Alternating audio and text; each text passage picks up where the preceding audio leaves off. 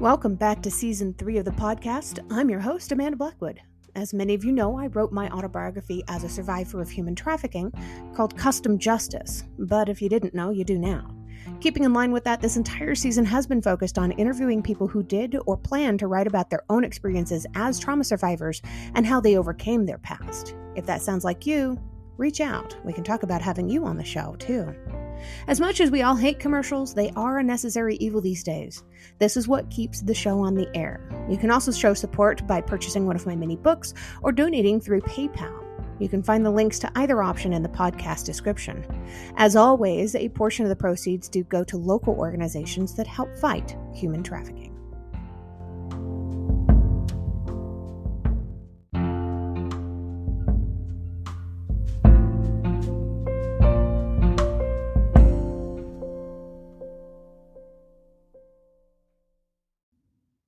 Dai Manuel is a super dad dating his wife with a lead-by-example way of living. He's a contagious personality, you're going to find out, who's on a mission to positively impact 1 million role models around the globe to lead a functionally healthy life through education, encouragement, and community. Folks, Dai Manuel. He's an award-winning digital thoughts leader and author, distinguished Toastmaster, a TEDx speaker, and an edutaining keynote speaker. He's amazing. You're going to love him. Welcome to the show, Dai. Where were you originally born? Where are you from? I grew up just outside of Toronto, Ontario, which is, Toronto's the largest city, metropolis here in Canada. And I grew up just outside of it by about 90 minutes east along the 401 highway, which is considered one of the most dangerous highways in North America, but which I think is interesting because I've also driven in LA, and I don't know, man, that LA highway there, forget it, but yet I've heard Toronto has been basically said it's just as dangerous.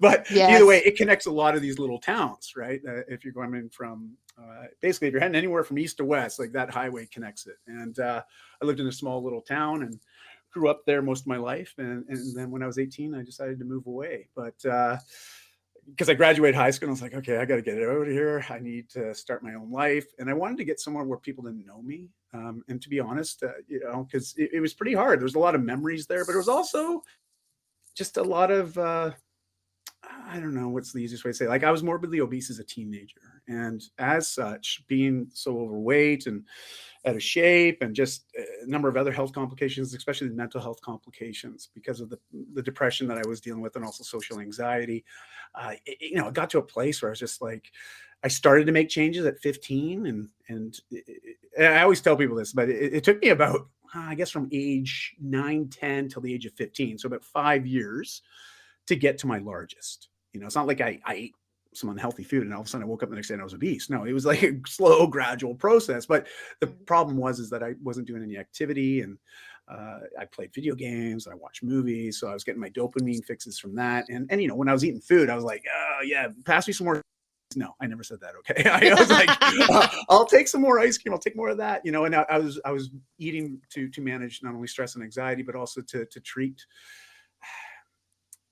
I was self-medicating. Okay. Like it was an easiest way for me to manipulate my emotional state. Now, knowing this now, obviously, and reflecting back, that's what I was doing. Because at age 9, my parents dropped a bomb on my brother and I and said they were getting a divorce. And again, dating myself, this is going back to like 1985, 86.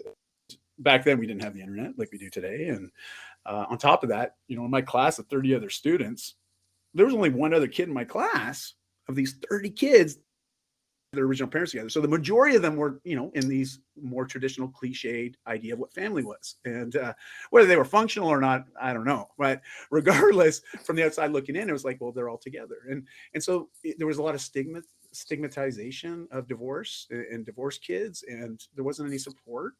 Emotionally, mentally, physically, and my parents were both working full time, so it gave all of a sudden my brother and I a lot of this autonomy, but also autonomy to just sit there and be like, what do we do? And I basically just ate my emotions. And age 15, woke up one day and made a choice to make some changes, and it really, because the I was more afraid of not changing, Amanda, than I was of the idea of change. Like, that's bottom line. I tell people this all the time. It's like, yeah, fear is a great motivator at times, and I imagine, Amanda, you can speak to this very well. But that fear of, what the next 5 years, by the time I'm 20 and want to move out and start having my own life, I was like, well, geez, it took me 5 years to get to this place at 15. Let's be honest. If I don't make any changes to what I'm doing and how I'm doing it, age 20 is not going to be any better. In fact, it probably won't be as good as it is right now. And that scared me. It scared me a lot. And, suicidal ideation and depression and anxiety. Like, man, I was a bit of a mess, and so I made some changes. And it took about 20 months to realize those changes into a lifestyle. But over that period of time, I slowly took the weight off, started to really develop a new mindset, a new appreciation for myself. And at the end of the day, I really just started to like me, and like my life and like my situation. And it's amazing when you get to that sort of place where you start to accept yourself. And I hadn't done that, and I'll admit that there's been periods in my life I've struggled with that, that idea of being enough. And so that sort of set things in motion. That was like one of my earliest traumas. And obviously, a lot of bullying in school and those mental health challenges created some problems for me. I've done things that I'm not proud of. I've hurt some people, at least emotionally, and more so because I was lashing out. Sometimes things, or I'd act out to my parents. And I was hurting. And as they say, hurting people hurt others, and it's almost like a cliche that we hear today, but that's just the honest truth. That's what I was doing. And, I like to challenge that one, though. Yeah, well, I think it can be. People no, please go ahead.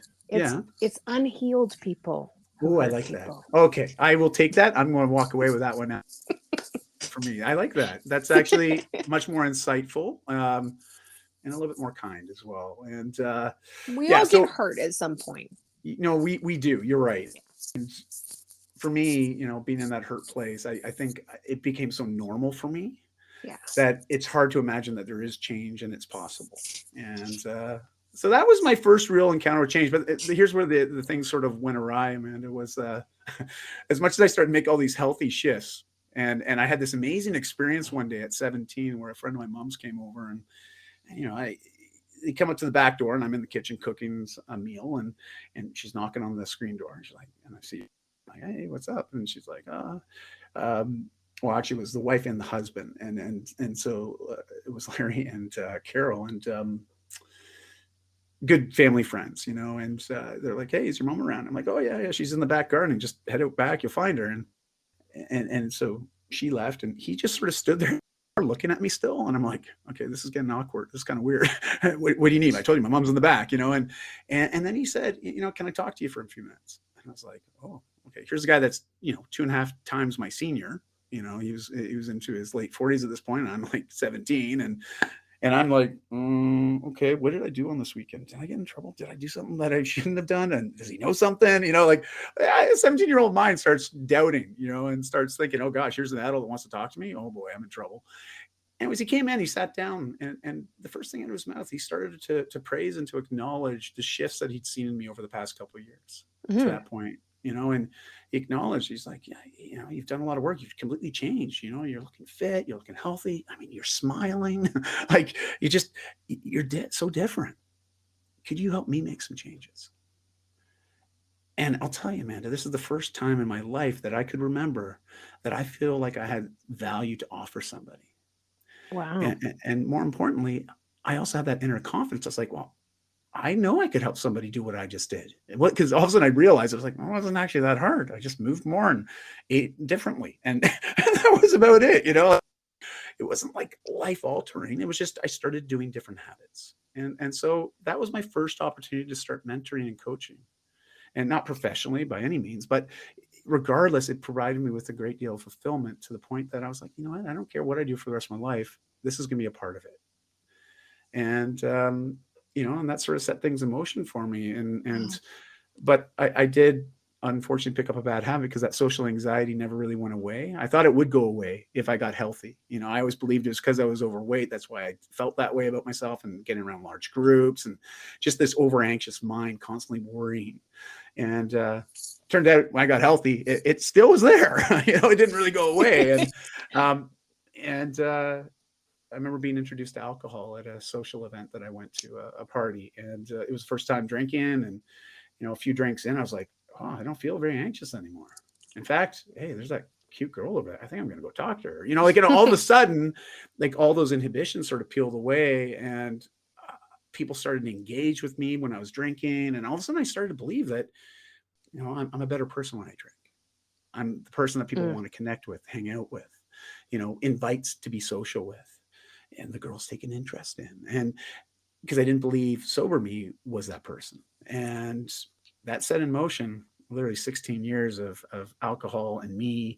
And it wasn't a very functional relationship, but it was a relationship that endured. And there's a lot of stuff, we'll just call it water under the bridge, that occurred over the 16 years. But, I'll sort of leave it at that, and I know we'll keep going. But that was sort of that turning point between going from, teen years into my 20s.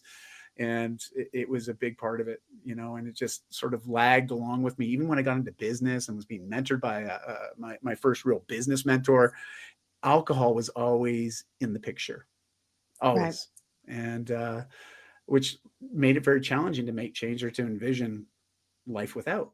And I thought it was such a contingent part of me being me now. So, that opens up a lot of things, which I know we could dive into. So I'll sort of leave it at that. I know I'm going off on these tirades here, but I'm enjoying it, Dai. Yeah. All right. Oh, there we go. Thanks, Amanda. So, and I totally get the whole self-medication with food when you're a kid, with alcohol when you're older. Yeah. It's such a common theme that we see with trauma survivors.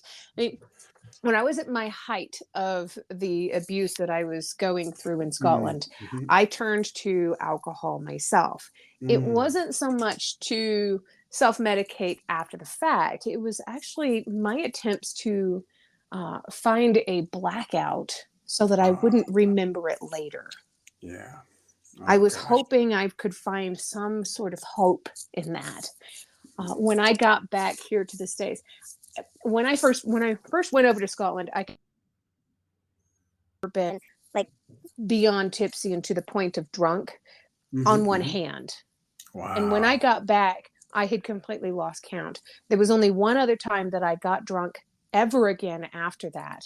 And when my roommate had to pick me up from the fetal position on the bathroom floor and carry me to my room, that was when I said, never again. Wow. Do you remember your never again moment? Well, okay. So here's, there's an interesting thing in psychology that I discovered this because this is sort of give some context to that question this is going back many years ago, where they started looking at people that were experiencing traumatic events or something that's very acute in the moment, painful, and yet maybe shorter in duration. And what they did as an example here is they took something that's not exactly fun. And for those that aren't or maybe are aware, if you ever have to get your butt checked out, colonoscopies, not a pleasant experience, not a pleasant procedure. And so they decided, these doctors with big brain guys, decided let's just survey some people. People are going to go through these colonoscopies, and we'll interview them before, during, and after, and then again many months or as far as a year in the future. Now, what they did that was very different was when they started to survey people, they realized that the peak level of discomfort happens at about 15 minutes into the procedure, and the procedures usually only last about 20 minutes or so. So you can imagine sort of you're getting 80% of the way through, 75 to 80% of the procedures done. And that's when you're at your worst. That's where it's feeling the most uncomfortable. It goes as far as to say maybe even painful for some. But that's where our peak awareness and sensations of what's happening in the moment, right? And it's very uncomfortable. And, when we're feeling uncomfortable, when we're hurting, we don't want to sustain that. I mean, unless you're someone that enjoys that. But I mean, for the most part, most of us are like, no, more, please, And so what they did was really interesting. For some people, a certain test group, they would stop the procedure around that 15, 16-minute mark. So when it was its worst, and that would be the end of the procedure. And then others, they would let them complete the full procedure, go to the 20, 22-minute mark. And because people would always notice that the discomfort would always dissipate. So as they got into that 20-minute mark or towards the end of the procedure, they'd be like, okay, things aren't so bad anymore. So that wasn't as bad as I thought it was going to be. You know what I mean? Like, because our memory of the procedure locks in on that final experience. And so here's what's really interesting.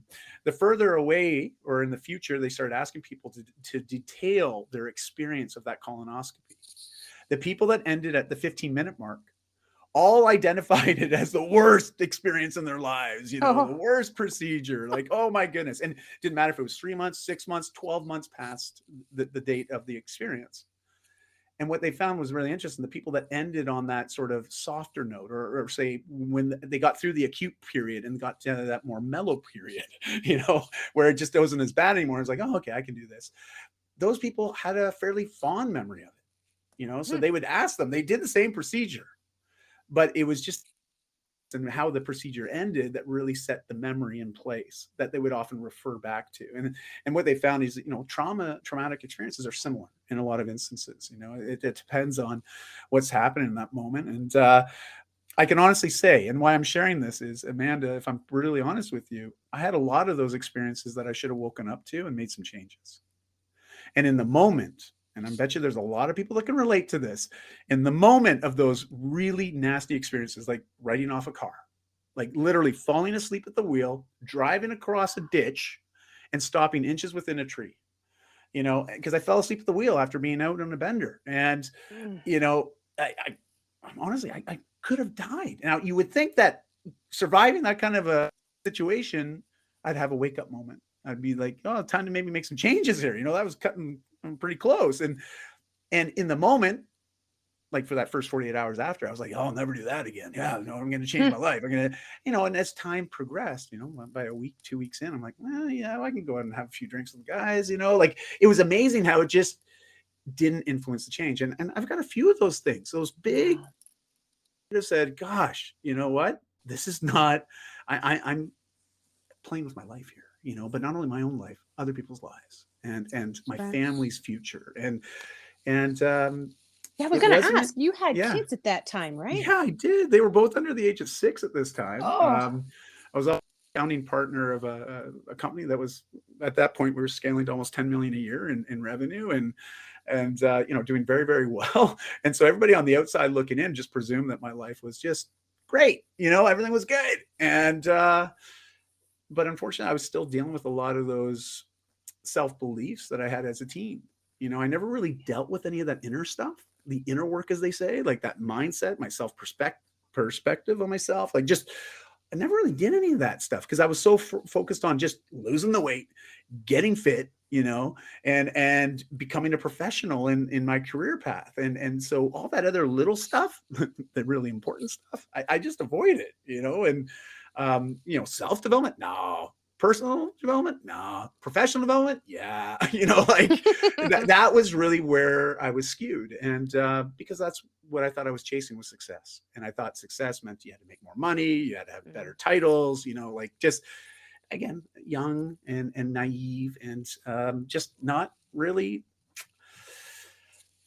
present for my own life and who I wanted to be or who I believed I was destined to become. And because of that sort of disdain to everyday life, the drinking just was really, it was sort of this conditioned response after a hard day's work, or it's like the guys go out, we go play a round of golf. Well, we definitely need to have some rounds at the end, and just, it was just so easy. And to be fair, all my spheres of influence during that time, that 16 years, like, all the people that I would say are mentors or coaches or other business professionals, that I networked with, that I hung out with, this is just the normal. So it wasn't like I thought I was doing anything outside of the normal. I just thought this is how things were because those were those inputs. They were reinforcing the habit. And it wasn't until one day, and this is what my TEDx talk was about 18 months ago. I did it, and I shared about that moment. You talk about waking up or not even waking up in the fetal position, but being passed out in the fetal position, being carried into your room and waking up with that clarity that I'm not doing that again. Well, for me, it took my wife threatening, and I wouldn't even say it was threatening. It wasn't even an ultimatum. She was just like, you know what? We can no longer raise our girls in this environment. Because they were at that age, at 6 and 4, they start to become much, much more aware of what's going on. they start to recognize certain things, certain act outs and habits. And my wife is like, you know what? This is not an environment that is conducive for raising healthy and well-adjusted kids, like, and this is the hard part, Amanda. I realized, you know what? She was absolutely right. And she asked me a question. Now, this is the question. So anybody, if there's anything you take away from this conversation that you and I are having right now, I think this is the question I'd like to invite everyone to just put to memory, because this was the most sobering, pardon the pun, question I could have ever been asked. And my wife looked at me, and we're discussing what co-parenting is going to look like, what our living arrangements will look like, what the custody is going to look like. Like, we're literally into that conversation about what it's going to look like. And I didn't want it. And to be honestly, she didn't want it either. But that was where we felt we had to go. And she looked at me and she said, Dai, are you being the type of man that you would want to marry your daughters? And Amanda, it was in that moment. Yeah, it was just like, whoa, I got punched in the nose, kicked between the legs, and, gutted literally all in 1 second when that question landed. And I realized that, a lot of the habits that I was acting out, what I was showing my kids was a man, was a husband, was a father, was a best friend, was a community leader, was a business, like all these things that I was trying to just be a good example to my kids. It was being undermined completely by this other entity I was showing up as. And I would never, ever allow anybody that I was like, and this is going back 14 years ago, right? If I had a guy like me 14 years ago showing up on my doorstep wanting to get close to one of my girls, there's no way in hell I would even let them in the door. But that's what I was modeling. That's what I was mentoring. And it was in that moment I made a commitment to my family, my wife and my kids both. Like, they got them all on the couch, and I'm like, you know what? Dad's going to go 1 year with no drinking. And again, I know there's people thinking, oh, dude, only a year? Like, that's not that bad. And I'm like, well, yeah, but from age about 18 to age 33, the longest I've ever gone is like a 30-day cycle without drinking. Like, that's the longest I ever went. It was like one of those sober Januaries or one of those like sort of things. And other than that, it was just always present. And so for me, that was like, oh, this will be a 12x commitment. I'm going to go 12 times longer than I've ever done. And believing that that's what it would take. And I remember my daughter, Chardonnay, at the time, 6 years old. And again, yeah, you're probably hearing the name Chardonnay. And yes, my wife and I shared many bottles when we started dating and getting close together. So obviously our firstborn daughter, we decided, hey, let's call her Chardonnay, and it wasn't for the grape, it was for the wine. But that's how present alcohol was for me in my life. Wow. And if people are wondering, my second daughter, Bree, my youngest one, her name is Bree. So Chardonnay and Bree is, they go well together. They do. Socialites in the making. But I realized, that I needed more than just needed. I wanted to make a change. And I think that was the big differentiator, was because it was coming from a place that I wanted to do it. And my 6-year-old at the time, who had a lazy eye, so we had these corrective lenses on her that the optometrist had given her, so they looked like Coke bottle glasses, right? Like, her eyes are huge, and she's looking up at me from the couch, and she's like, "Okay, so does that mean no coffee, no pop?" Like, because I said no drinking, right? And she's like, and we're like, no, adult drink. So even in this moment of absolute tension and sadness, and just like, it was amazing. She broke that ice, that tension, with something so innocent and so light, and so just it could only come from the mouth of a babe, right? And in that moment, my wife and I, we laughed and we sort of chuckled, and we knew things were going to be all right. Like, it was just a weird sort of feeling, and then I got to work. But I'll tell you, in the first 4 or 5 weeks, I realized I don't know if I can do this. I didn't realize how much of a crutch alcohol had become for me to function.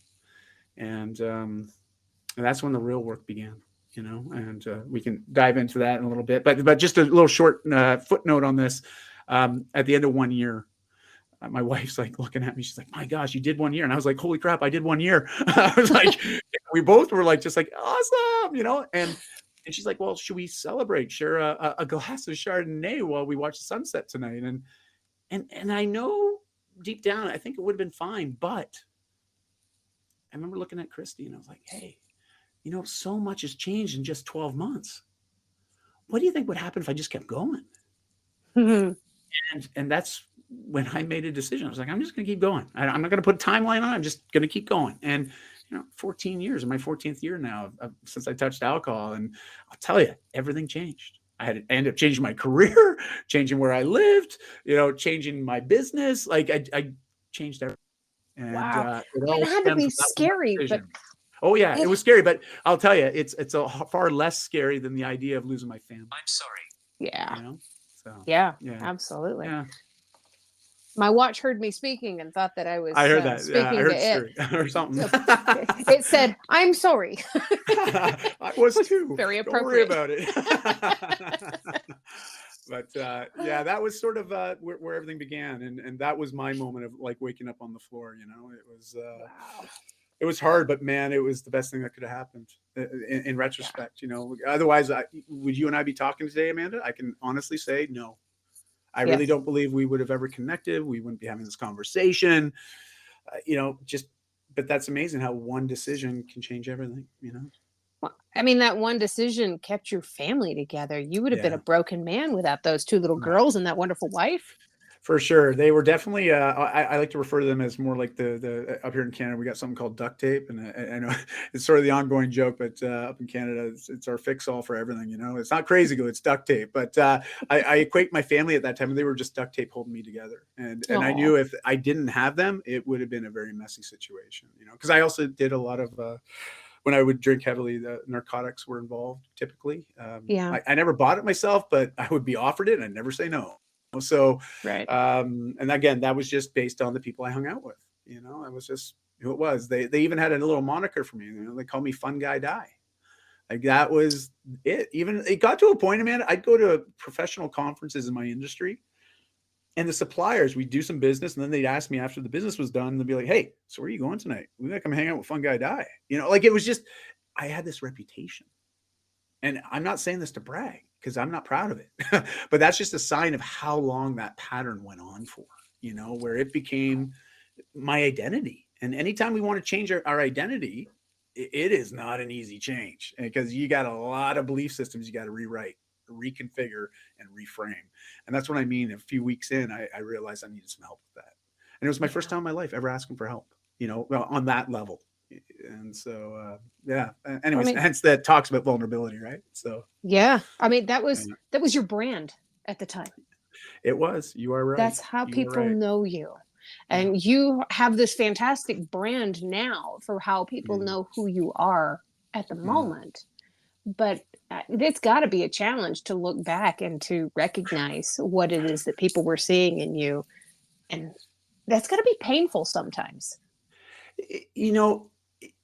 It's why I shared that story earlier. Like I said, it's 14 years now removed from the person I was then. Yeah. And I find now, and I don't know if you were similar with this, Amanda, if there's enough water under the bridge, so to speak, enough time has passed. But I know for myself, 14 years later, like I am so different than who I was 14 years ago. I feel like I'm almost talking about somebody else. And at times I have to remind myself, no, that's me I'm talking about. You know what I mean? Like it's just, it's so different and so removed. And I've changed so much that it is often when I reflect back on it. But there are those moments, like, believe me, where I remember, a family party, like a party for my daughters, right? Like fifth. I remember when she was turning 5. My goodness, I didn't make it to the end of the party. Like I was drunk. I'm supposed to be manning the barbecue, and I could barely do that. Like it was awful. And we had all these kids there. We had other parents showing up. Like I think back on it, I'm like, oh man, there's a memory I like to forget, and I obviously didn't drink enough to forget about it, but like there's those moments, and when those come up every once in a while, like it's just like, oh my goodness, thank goodness I made those changes, like all I can do is say thank you for the memory. It's just another reminder I ain't going back there, Yep. So, yeah, absolutely. Yeah. What was most helpful for you when you were trying to make these changes? Well, having the support of my family was really important, especially Christy, my wife. We're now 23 years together, which is just amazing. I still think that's, and I give her all the credit. I really do. I mean, she's not a quitter in anything, and she saw something in me that I just wasn't seeing in myself. And that's who she fell in love with. And that's who she always tried to pull out of me, you know? And so when I got rid of the alcohol, all of a sudden that person was able to evolve and emerge. And I'm so grateful for that. But outside of that, I remember the first time getting vulnerable with my wife, like really getting vulnerable, telling her about everything that was going on in my head. So this is, you know, about a few weeks into no drinking. And that's just having this honest heart to heart. And I was just literally dumped on her. Like I just shared everything to the point of oversharing, right? I was just like, well, Niagara Falls, like, bleh. And that's what I call trauma vomiting. Oh, okay, there you go. So that's what I was doing. Okay, it was a whole lot of trauma vomit. I love that expression, by the way, Amanda. I'm totally going to quote you on that. But so here I am having this trauma vomit moment, and she was so generous with her listening and hearing me, and I remember her just listening, just giving me the space to vomit, and then she looked at me and she was like, you know, thanks for sharing that with me. I had no idea you've been struggling with all this stuff. Wow. And then she said, I think you should talk to somebody, you know, and because, you know, to all her credit, like she's right, like because she couldn't be everything for me. You know, she's my wife, she's my life partner, she's the mother of my kids. You know, we're co-creating this life together, but she can't be my therapist. Right. You know? The second she starts becoming your therapist is the second you have a codependency relationship, and it's no longer healthy. You are so correct. And I already know that we were working really hard within a couple of years after the drinking, because I realized that there was by her, and it was only because I was that kind of person. I was very type A, and I was like, I'm going to do it anyways. You know what I mean? So I think I put a lot of pressure on her. And so to be fair, when we got through that vomit session, I was like, you know what? I think you're right. And this would be my first time ever engaging in anything like that, because I never, to be honest, never really believed in it. Yeah. You know, and so I went and found a psychologist, worked with him for 4 months, found a relationships counselor that my wife and I started to go to. And first session in, she's looking at us on the couch and she's like, you know, Christy, I think it's better if Dai just comes back on his own, you know. So just to put things in a sort of, you know, in context, and so yeah, and then embraced that, and just really started to do a lot of the inner work. But the biggest change that was most impactful, Amanda, outside of that third party support, which was just life changing, and trust me, anybody that's listening to this, it's not like it's a forever commitment. I was like, I'm going to go all in. I'm going to treat this like the number one thing. I'm going to treat this work, this change, as my priority one. And I realized the one thing that was holding me back from really leaning into that fully and embracing the process was that my friend group, you know, these people that I counted as friends, my social networks, they were very uncomfortable hanging out with me as the sober guy, because to be fair, you know, I'd still get invited out occasionally, you know, go to UFC night, you know, at the pub. And it's great for the first, say, 10 or 15 minutes, but by then they're already on to round two, and it slowly deteriorates, right? The conversation, the connection. I was literally starving for deeper connection, especially for men, because at that point I either looked at men as competition, or I envisioned men as I don't know, like I would often feel conflicted towards other guys, you know, like it just, and it wasn't for lack of wanting to have deeper connection. It was just sort of the situation that I found myself in, and some of my belief systems. So I never really had anything beyond that superficial sort of connection with other guys. But we'd go out, we'd drink, we'd have fun, but anything beyond that, anything serious on conversation side, just wasn't present. And so when all of a sudden I started leaning in and wanting more of that, they were like, no, you know, they weren't wanting it. And I realized, you know, if you can't change your friends, you just got to change your friends. Right. And I ended up just finding new communities, people that were more in alignment with who I believed I was now becoming and who I really wanted to be, who I had always envisioned I'd be, you know, and now I was like, I got to get everything in alignment to prioritize that. And so I know that's the hardest part for people when they endure big changes, especially if it involves, like, you come to a stark realization. It's like, you know, like I'm changing, but my friends, they're not supportive of me changing. So maybe I should just change those relationships. And I ended up doing that. But that was challenging pieces. Like I'm full transparency here. You know, that was a lot harder than I thought it would be. And that's all about building healthy boundaries too, Yeah. because I mean, when you start to better yourself, the people that have always known you to be the person that you were, they're not going to like the new you. They are so used to Yes. the old you, and we are so resistant to change. They don't want to see you change. They want to bring you back to where you were and keep you there because that's where they're comfortable with you. Yes. Yes. Ah, well said. And there's some wisdom in that truth. You know? So yeah, but it was, I'm very happy about everything and where it's all gone. But when you realize that, and I know the biggest challenge for some people too is family, right? Like family can be the part that's really apprehensive or resistant to the change. Yeah. And I was fortunate that my family didn't provide any resistance. In fact, they were very supportive. So that was a real help. Because I don't know what would have happened, had I not had my family support on top of that. I think it just would have made it challenging because I probably would have become more estranged with my family, like what I ended up doing with my friends. I kept it, very surface relationships, but I was like, I'm going to go find people that are on the same wavelength. I want similar things. Also, people that don't prioritize alcohol, and that's what worked for me. It really did, and never looked back. And social drinking is such an epidemic too. I Oh mean, yeah. it's the one thing where when you say no thanks, you feel like you have to justify it. And I see this all the time with people that are going out and they're like, no thanks, I Mm, don't want to drink. Oh, what's the matter? We'll give you a ride home. We'll make sure you're okay. No, no, no. That's not what it's about. I don't want to drink. yes. And it can Yes. be such a horrible challenge. Do you have any words of advice that are people that are going through stuff like this? How can they combat the issues?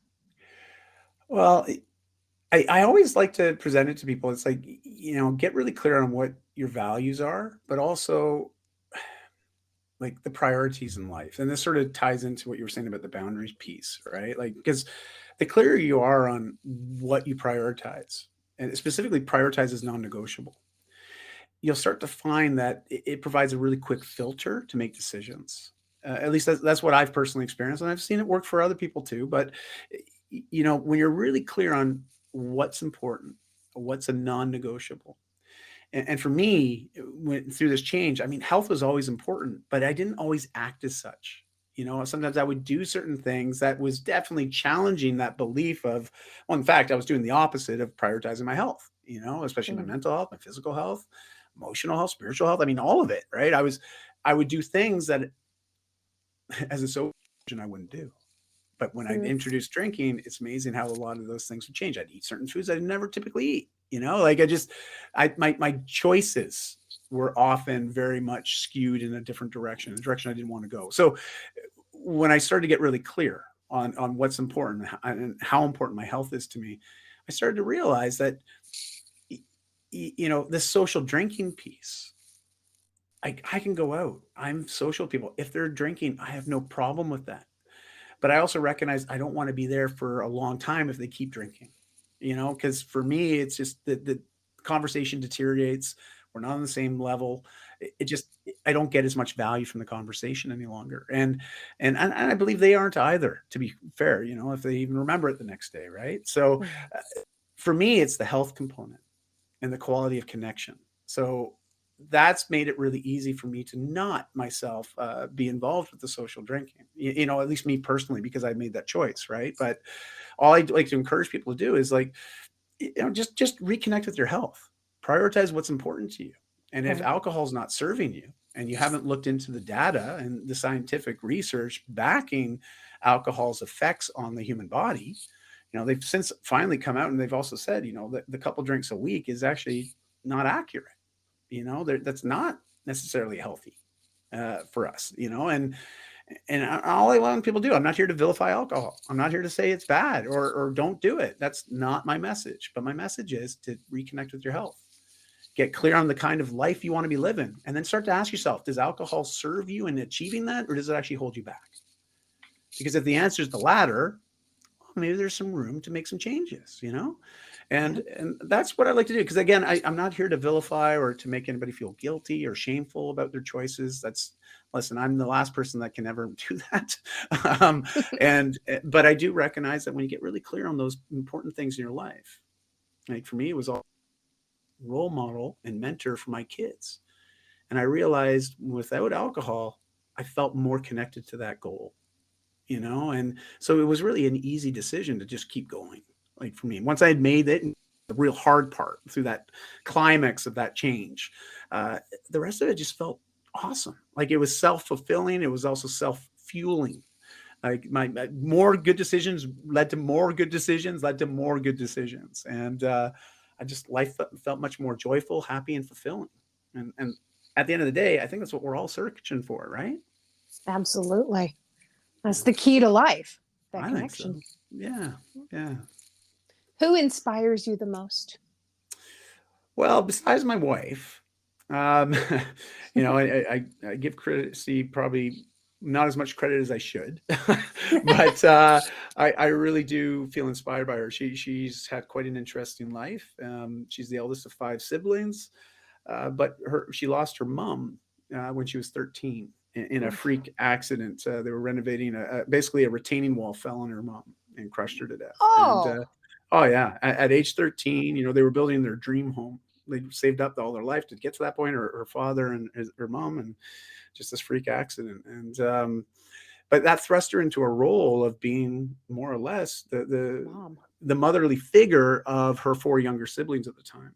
And she's just such a wonderful person, and she always edges to the side of kindness, and almost I often tell her, it's almost to a fault, because I know she can be taken advantage of, right? And as we see people do take advantage of people, but that's probably just me and my own filtering, because for her, she never sees that. She's like, no, if they need help, I want to help, and so that really inspires me, because that's a real life example I'm witnessing daily, and so it's a nice reminder, but also it's been something that just inspires me, because I'm like, man, if more people in the world were like her, leading with empathy, gosh, we'd have a very different world. So that's on the real side, that for sure. And then when it comes to just sort of outside of that, I've been fortunate to be fairly well read, and there's a lot of books out there that really inspire me. And there's certain stories I go back to once a year, and one of which is The Alchemist by Paulo Coelho. And it's a book I recommend everybody to read. If you don't like to read, get the Audible book that's narrated by Jeremy Irons, the Ooh. actor. It's a wonderful audiobook. It's actually, I end up going to the audiobook all the time now, because he does such a wonderful job. But it's just a really beautiful story. And it actually captures a lot of what we've talked about today, that story and the key messages in it. And without spoiling the plot, I'll just leave it at that. That is very cool. I didn't know Jeremy Irons did the Yeah. Audible. I Yeah. gotta check that out now. It's so good. He acts out all the different characters in it. Like it's so good. And Oh, but the story is also just very powerful. It's just a wonderful story. well, and I'm glad you brought up books, because I Mhm. know that you've written one. Yeah. Do you happen to have it handy? Would you be able to do a short reading for our audience? Ooh, I certainly could. I'd love to. Yeah. I got it right here. What would you like me to read? Or is there anything in particular? Um, Something about, if there's something in there about your message, and kind of what the book is about. All right. I'm actually looking at it on Amazon right now. Oh, nice. um, well, I could read the introduction, I guess. Would that be fitting, do you think? Yeah, absolutely. All right. Well, why don't we do that? All right. Well, when people see the actual book, next to this page with the introduction is actually a picture of my family, and it's a goofy photo. But I figure when people look at my book, there's lots of colorful images in it, and all the images are actually either friends or family or my family. So, anyways, it makes a lot of sense when you see that. You'll get a feel for the key messages and where it's coming from. But regardless, here's the intro. All right. Do you want to live a life of total awesomeness? Some years ago, I asked myself that same question. I realized that while I had a lot to be thankful for in my life, I was falling short on my own potential. Don't get me wrong. I was doing the best I could, and life had been trucking along just fine. I had moved to a new city on the West Coast, attended university, started to discover myself, landed a great job, fell in love, traveled a little, and even started a family. But I never seemed to have time for the things that were most important to me. I was also spending more money than I had. My health and fitness ebbed and flowed throughout my life. When I only had to worry about myself, I could always find time for fitness. But when other people, my family, became a significant part of my life, I felt pulled to prioritize us rather than me. And my health often suffered as a result. I figured that this was just the way it went. After all, it seemed like everyone else I knew was on the same path. But in the back of my mind, I was always thinking, is this really how life is supposed to be? As time went on, I kept trying to balance the priorities of my life, striving to attain perfection, but I was constantly disappointed in myself. I was never able to truly balance it all. When I let one part of my life become the shining star, all other aspects of life would dim in comparison. If I focused on suffered. When I turned my energies towards my career, in particular when I was building my company, my family felt it, and so did my health. I just never seemed to have enough to make everything work. Do you know the feeling? Like many people, I found happy distraction activities that didn't propel me forward in life. Pub nights, boys' trips, nights out with my colleagues, and long days on the golf course. I kept telling myself that tomorrow would be the day to reset and get everything in order. Tomorrow is the day to start my new habits. Tomorrow is the start of my path of awesomeness. But you know what? Every day I'd wake up to today, and tomorrow would never arrive. Maybe you can relate. Many of us put all of our obligations, whether it's work, family, or social life, ahead of our own well being and personal growth. We're so busy taking care of what other people need from us that we forget to pay attention to our own needs. The problem with that is that while this might help us get a lot done, mostly for others, we're probably not feeling satisfied with our lives. Even worse, if we're not careful, we can burn out, both mentally and physically. And when that happens, we not only let ourselves down, we also let down those who depend on us. My goal in creating the Whole Life Fitness Manifesto is to sweep away the negative energies, accentuate the positive ones, and empower you to radiate your own awesomeness, along with the greatness of those around you. In a nutshell, the Whole Life Fitness Manifesto is about putting yourself first, which will ultimately benefit those you care about. We all have people in our lives that matter to us. It's time we begin to matter to ourselves so that we can enjoy an incredible life with each other. So, welcome to a new kind of fitness book. We're not just talking about physical fitness here. We're acknowledging that whole life awesomeness encompasses fitness of mind, body, and spirit. And because this is something that we all deserve, this book is for everyone. Even the most stamina challenged person can tackle the Whole Life Fitness Power 30 program, which will also test you if you are already pushing your own fitness limits. Getting a grip on total health and wellness is particularly important now because of disturbing rises in obesity and diabetes. Current health statistics, which you find throughout this book, are not pretty. In fact, they are a sobering wake-up call. But there is reason for hope. On the other end of the spectrum, there is a booming personal growth movement in which people are realizing their limitless potential as human beings. Put simply, linking your greater potential to your physical fitness is a powerful combination that can change and possibly save your life. As you'll see, workouts don't have to be a chore. Working out is really about enjoying a burst of movement that can function as a reset, a break, and a check-in with your body throughout the day. It's about feeling how daily movement can activate all kinds of positive things in your life. What makes me so certain about all this? Let me share a deeply personal story. When I was a kid, there were two students in my school who were extremely overweight. I was one of them. A 200-pound 15-year-old, I had the body mass index of over 40. I was, by definition, morbidly obese. But after a big personal breakthrough shortly after my 15th birthday, I dug deep to make a change, and quite simply, I never looked back. My mental attitude played a pivotal role in making that change. I wanted to be healthy, happy, and more satisfied with my life, and I did whatever it took to make that happen. Today, I am honored to be part of a family with my wife, Christy, and my daughters, Chardonnay and Brelin.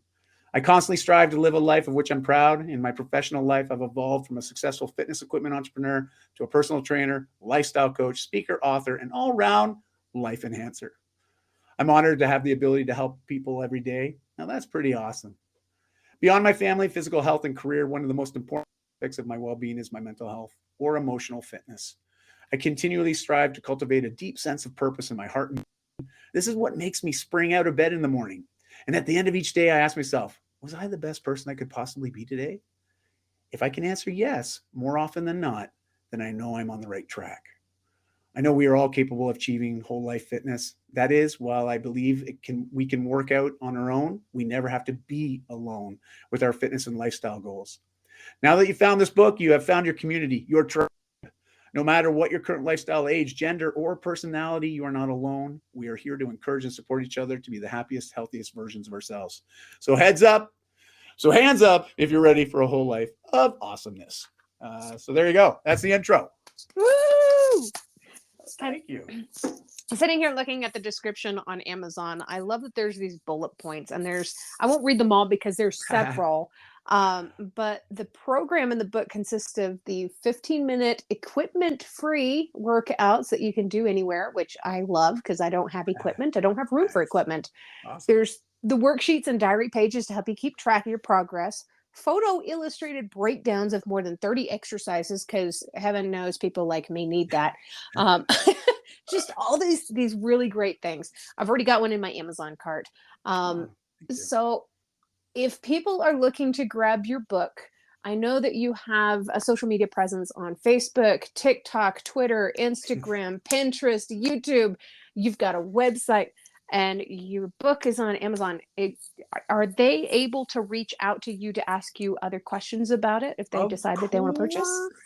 Yeah. And also my website, I've got about 1,800 articles on there. I've been blogging since 2007. Wow. And it's all geared on helping people live their best life, and yeah, I always say, like, just reach out, send me a DM, send me an email, just please give me a little bit of grace, because I am a team of one when it comes to managing my communications. I don't allow anybody else to do that, because I want to have the conversation. I want to connect. And I also guard that very closely. So if you do send me a message, just give me a few days. I will always get back to you. But I love hearing from people and just hearing about what's got you excited in life, and that's always a nice place to start. Absolutely. You've done over 200 podcasts, about 30 radio shows, dozens of TV programs. You've done a TED Talk. You've got this huge list of getting your message out there to people. It's important that they recognize that is truly who you are, and that you want to help if they need it. Thank you, Amanda. And well, it takes one to know one, right? It's been a wonderful conversation, though, and I want to acknowledge and just say it one more time, but thank you for gosh, I know there's a lot of nights that go on in creating this kind of content and this kind of platform, but thank you for doing that. It's amazing, and it's changing the world. I know it is, and it will continue to do so. But really, thank you for allowing us all the opportunity to be those flies on the wall for some of these conversations, because gosh, so much can be learned and shared in such a short time. If we just make the space to dive in, right? So I just want to say thank you to you. I really appreciate today. Of course. And there's always one last question that I have to ask before I let you go. You listened to a couple of my podcasts. You may have heard this one. What is one thing that you love about yourself that's not related to your physical appearance? Yeah. It's my ability to see in others the potential that they can't see in themselves. That is, I swear, one of my secret sauces. I just, doesn't matter who you are. Give me a minute with you, and I can just see what's wanting to bust out. And I've really made that my life goal to help people release that. Let it out, because that's the stuff that this world needs. And I know I was very fortunate that I had someone in my life that did the exact same thing. And just to have the opportunity to do that for others, it makes me smile. It really does. That is amazing. And it really is a superpower. Thank you. Thank you so much, Dai Manuel, for spending your time with me. DaiManuel.com. DAI, for the people wondering. I just think you're amazing. I think your family is amazing, and I haven't even met them. Yet. Yes. You're kind of a superstar, It's really a privilege to have you on my show. Oh, thank you. Well, thank you, Amanda. Again, I can't wait for us to have the next conversation on my podcast. You heard it here first. So that will be coming. But I know that our paths will cross again soon, and I'm looking forward to that day already. Me too. It'll be magical. Thank you so much, Dai. Thank you.